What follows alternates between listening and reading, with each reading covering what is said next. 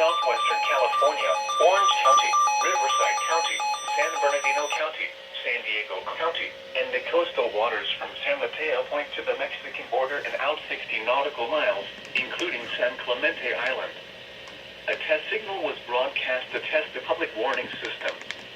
The test is normally conducted between 10 a.m. and noon each Wednesday, weather permitting. The signal was also used to test the activation and emergency readiness of the Skywarn network of radio operators.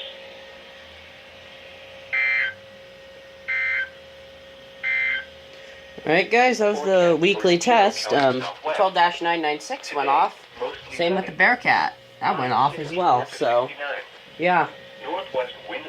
That's the test. So yeah, nothing much has happened. So yeah, I'm gonna go. Here's a scroll my weather radios real quick. West wind 5 to 10 miles an hour. Thursday, mostly sunny. High 65 to 70.